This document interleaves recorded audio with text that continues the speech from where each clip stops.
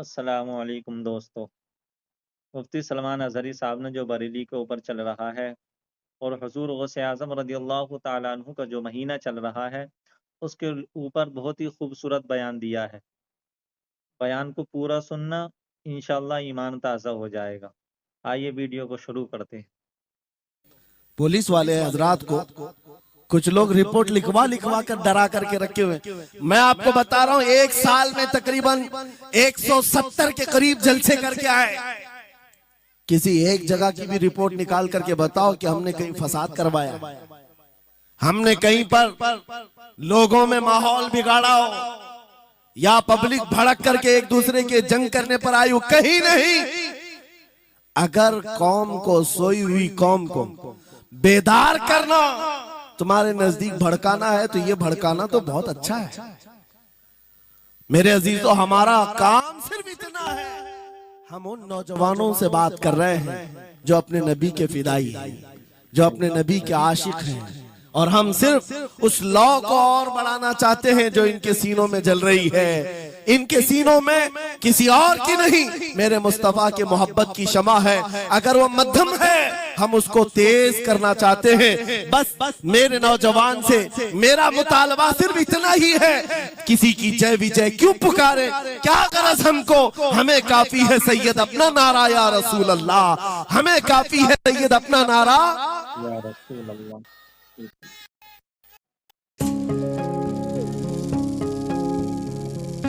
घर काय असतं? घर आपल्या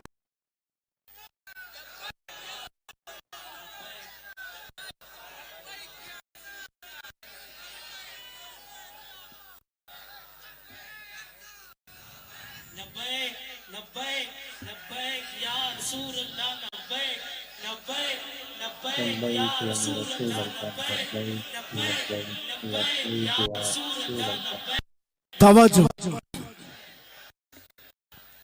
मुझे बताओ, मैं तो दूसरे वाकयात बयान कर रहा हूं, यहाँ आपके यहाँ करंट सिचुएशन, यहाँ लोग बैठे हुए भी हैं, रिपोर्टर भी होंगे और हजरात को देख रहे होंगे।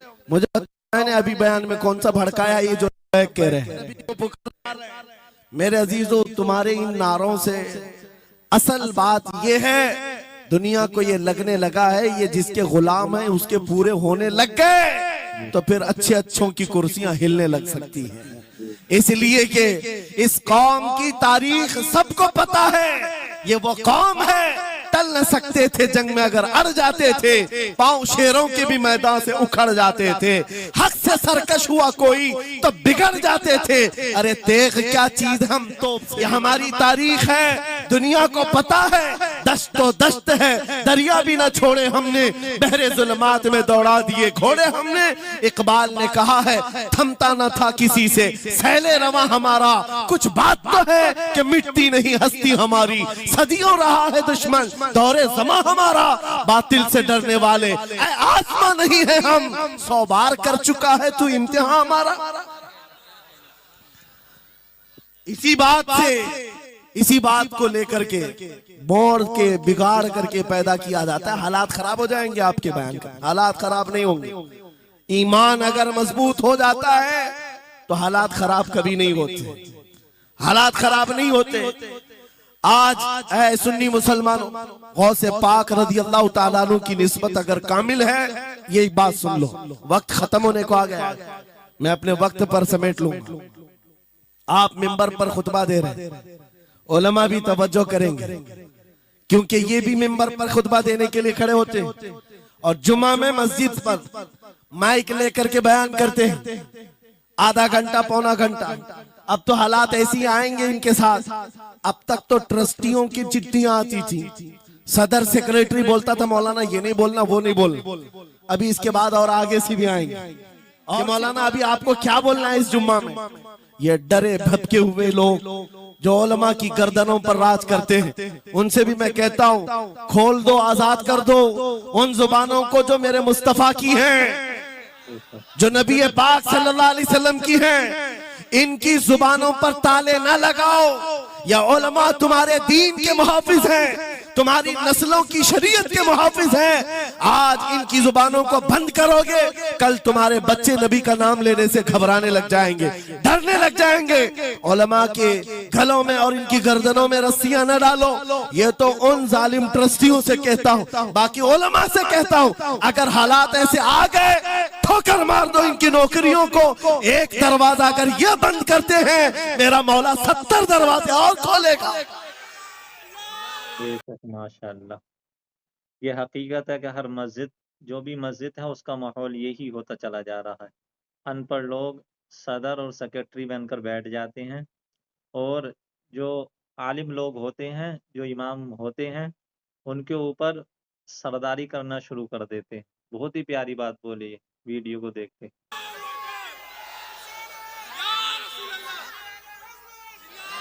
सुनो, गौसे पाक रज़ी अल्लाह ताला अन्हु किस बात से डरते थे? गौसे पाक का खुतबा बयान करने वाले मौलवी हजरात, उलमा सुने, गौसे पाक किससे डरते थे? उनको डराने वाला कोई ट्रस्टी था, कोई हाकिम था? बल्कि हालात ऐसे थे, एक बार खिताब कर रहे हैं मजमे में, बहुत बड़ा मजमा है, खिताब के बीच दरमियान अभी वाज हो रहा है, एक काला सांप गिर गया आपके कंधे पर। सांप गिर गया और गिरा ही नहीं, गिर करके फिर वो आपके गले के अंदर से दाखिल हो गया, आस्तीन में आया, आस्तीन में आया और फिर इधर आया। वो लौट लौट करता रहा। लोग जो मजमे में बैठे थे उन पर हैबत तारी थी, वहशत तारी थी। कोई जगह छोड़कर इधर उधर हो रहा है, लेकिन गौसे पाक का कदम डगमगाया नहीं, ना जिस्म के अंदर कोई हरकत हुई। आपका बयान कंटिन्यू जारी रहा, उसी तरह जारी रहा। वो सांप कभी आपके सामने आया, कभी इधर आया और घूम फिर करके वापस चला गया। बयान आपका मुकम्मल हुआ। लोग खड़े हुए पूछते रहे, या सुल्तान अल औलिया सय्यदी शेख अब्दुल कादिर जिलानी, आपके साथ ये जो माजरा हुआ, ये सांप इतना खतरनाक था, देख करके हैबत तारी थी और आप अपना बयान कंटिन्यू जारी रखे हुए थे, ये क्या माजरा है? गौसे पाक फरमाते हैं, वो सांप तो मुझसे कह रहा था, ऐ अब्दुल कादिर, तुझसे पहले 70 औलिया को भी मैंने ऐसे ऐसे ही आजमाया है और आजमा कर चला गया। गौसे पाक क्या फरमाते सुनो, ऐ लोगो, तुम मुझसे पूछ रहे उससे डरता था या नहीं डरता था? बात सिर्फ इतनी है, मैं उस कादिर का बंदा अब्दुल कादिर हूं, उस कादिर का बंदा अब्दुल कादिर हूं। मेरे उसकी कुदरत पर ऐसा यकीन है, अगर मौला ने मेरी मौत लिखी है तो ये काले सांप से क्या, चूंटी से भी हो सकती है। और अगर मौत नहीं लिखी, इस तरह के 1000 सांप मेरे गले में आए, मेरी मौत नहीं आ सकती। मेरा उसकी कुदरत पर यकीन कामिल है, इसलिए मैं उसका बयान कंटिन्यू रखा, जारी रखा। आज मैं यही कहता हूं, ऐ सुन्नी मुसलमानों और इन उलमा से भी, अगर हमारी मौत लिखी है, छोटे से हादसे से भी हो सकती है, और अगर नहीं है तो वक्त का प्राइम मिनिस्टर भी तुम्हारी गर्दन पर पैर रखे, मौत नहीं आ सकती, क्योंकि कादिर मुतलक मेरा रब्बुल। वक्त का बादशाह भी तुम्हारी गर्दन पर तलवार रखे, नहीं आ सकती। आपको पता है चंगेज की तारीख? चंगेज एक जालिम बादशाह गुजरा है, बहुत बड़ा जालिम, जिसके सर पर 50 लाख लोगों के कत्ल का इल्जाम है। 50 लाख इंसानों का कत्ल मामूली है? उस जमाने का चंगेज, और वो मुल्क के मुल्क फतह करते हुए निकला था। एक जमाना ऐसा था मेरे अजीज, घोड़े पर बैठा हुआ चंगेज कुछ लोगों को, मुसलमानों को गिरफ्तार करके मैदान में खड़ा किया है और जल्लाद को बुलाया कि एक साथ सबकी गर्दनें उड़ाने लग जाओ। वो कितने लोग थे? 3 सफों में खड़ा किए हुए थे लोगों जिनका कत्ल होना था।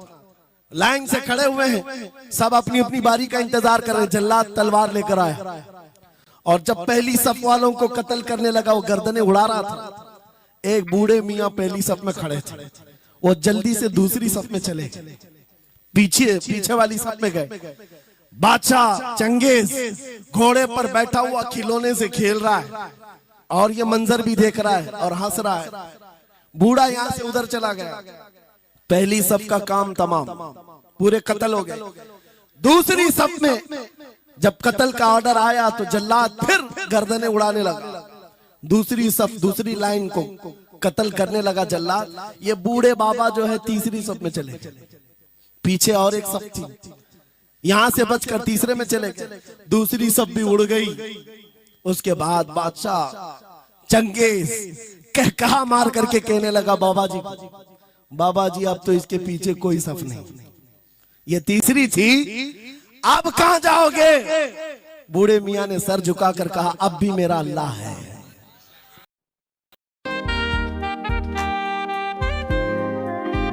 ये यकीन होता है, जहां तक बचना है बचना ही है। बाबा जी ने कहा, अब भी अल्लाह है।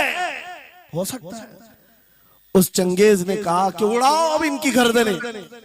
अभी जल्लाद तीसरी सफ को उड़ाने ही जा रहा था, अचानक चंगेज के हाथ से वो खिलौना नीचे गिरा, जो खेल रहा था बैठ करके घोड़े पर। जैसे ही वो खिलौना उठाने के लिए नीचे की तरफ आया, उसका पैर जीन से निकल गया और घोड़ा अचानक बिदक गया, सरकश हो गया और घोड़ा सर पर दौड़ने लगा। और ये एक पैर इसका जीन में फंसा हुआ है और सर नीचे जमीन पर है। अब घोड़ा दौड़ता गया, पता नहीं कितने पत्थरों से इस बादशाह का सर टकराता रहा। घोड़ा किसी के काबू में नहीं आ रहा। सारे सिपाही, सारे फौजी इस घोड़े को पकड़ने के लिए पीछे भाग रहे, लेकिन घोड़ा दौड़ता गया, इतना दौड़ा कि उस चंगेज का सर फट करके भेजा बाहर, मर गया करके घोड़ा एक जगह रुका। बादशाह की मौत का ऐलान इतना बड़ा था, सारे सिपाही, सारे फौज बादशाह को लेने के लिए हाजिर आए।